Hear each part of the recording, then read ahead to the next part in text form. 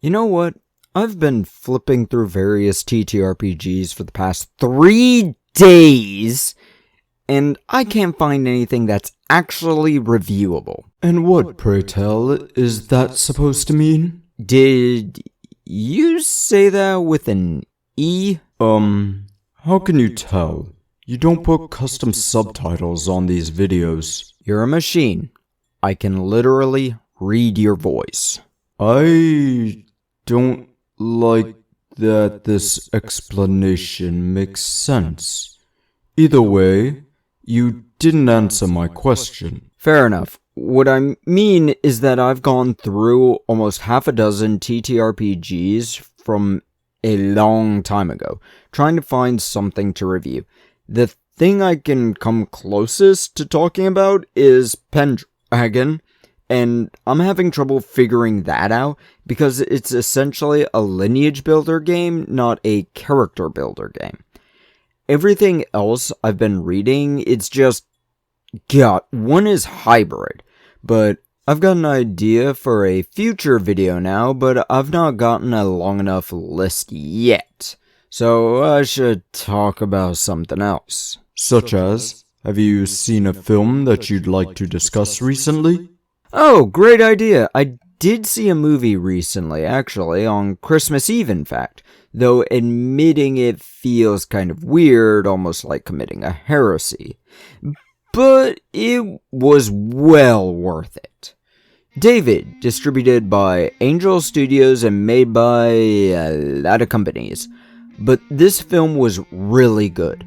Looking at the budget and the box office... It did not make its money back, though this film is still in theaters at the time of writing and recording this video, so it's very possible it may still make a profit, but I doubt it'll make enough to be considered a, quote, success, unquote. That's very unfortunate. Honestly, the fact that this film hasn't even made its budget back, I consider insane, because this film is genuinely probably the best I've seen in the past decade. Honestly, even knowing the story, it's a great film. I can just keep calling it good, but that wouldn't actually tell you anything about it. So let's talk about it. This film was in pre-production for 30 years, trying to find people to make it and fund it. That was the hard part. Over the past 10 years, they meticulously animated every action, motion, and character with absolute beauty. The motions are well done, the combat scenes are better than anything I've ever seen, and so much more.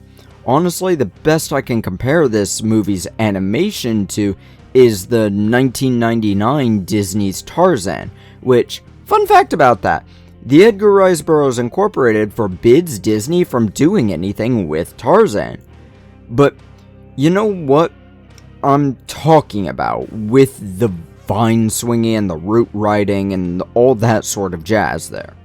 Of course, if you don't know the story of David and Goliath, you might look at Goliath in this film and think he's made by an AI program. He's disproportionate, has extra fingers and extra toes and so much more. But if you know the story of Goliath, you'll know what he is.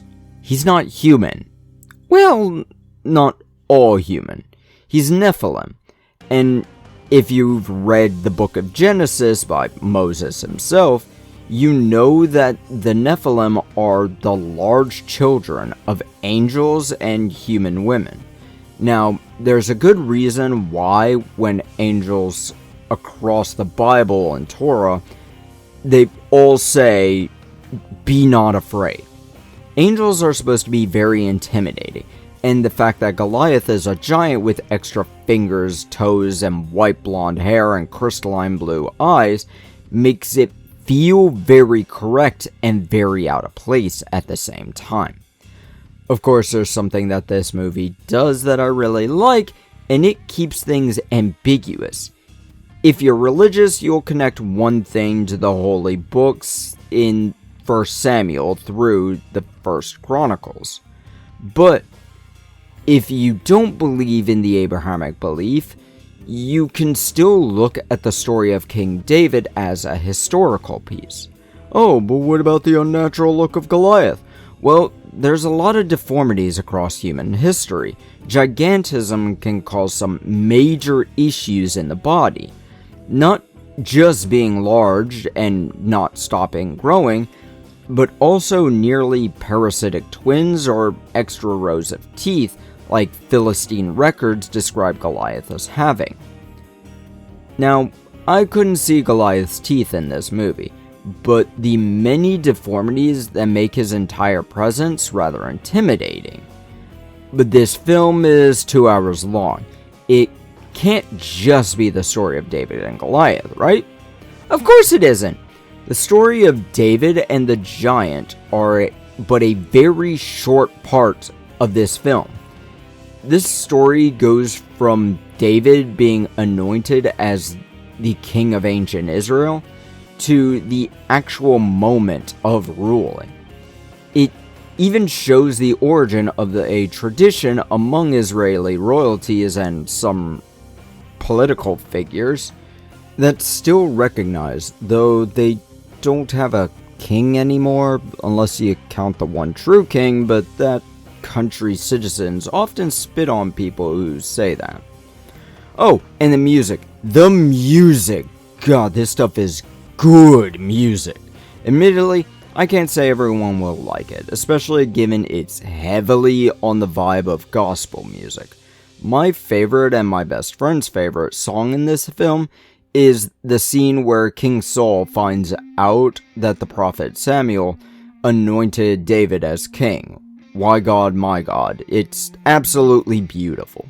Adventure is also one of my favorites from this show. I just wish I could find a version of it that doesn't have the movie lines in it, or perhaps an extended version of each song. I listen to these songs while I'm delivering at work. It takes a special song for me to want people I work with to know I listen to it, especially given most of my coworkers are high school age kids. I can't glaze this movie enough. And you know, if I haven't sold you on watching this movie yet, I have one more thing to talk about with it. The creator of this film, the director, I actually don't know what all the hats he wore on production was. You know him very well, because of some of the other films he's helped make. Well, the company that animated this film, you know what company they used to work for? Disney. What did they make? I can't remember. I saw an interview with someone working on this show, but they left Disney and went to DreamWorks. And what did they make at DreamWorks? The Prince of Egypt and Joseph, the King of Dreams. The King of Dreams really does feel like a direct-to-VHS movie, because I'm pretty sure it actually was in the year 2000, but The Prince of Egypt is still hyped today. This film came out in 1998. It's usually free on YouTube. And because of that, copies of it are still being made and sold on a nearly 30-year-old movie. I can go to my local Walmart and buy a copy of the Exodus film that's only 2 years younger than me. Man, so many fantastic films got shafted in the past few years. Honor Among Thieves, Transformers 1, and now this. If I can beg you to do anything, is to go out and watch this film. Hell, there's a weird thing it's doing too, where you can pay it forward for someone else to see the film. Of course, I found that bit at the end of the film rather odd, given the director was trying to say that movies are too expensive for most families, despite the fact that a film ticket has remained the same price for almost 30 years now, despite films costing more to make, which I can bring up video games costing much more to buy, despite growing in cost at a slower rate than making a movie.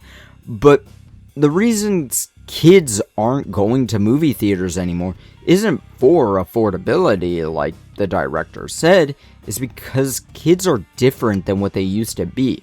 I was raised in a movie theater. I love going to see the movies. I hope to raise my kids that I may have with a love for theaters as well. But most kids just turn on Netflix and look at their phones. You can't do that with David. In fact, you won't do that with David. Everyone in the movie theater I went to, and it was packed, was locked in on the screen. I and one lady with a baby were the only ones that had to get up during the 2-hour runtime, and that baby started crying, and I'm diabetic and needed to pee. So please, if the movie is still available in your area, go see it. It's a great work of art and took a lot of heart to make. Thank you very much. God bless you, and shove off.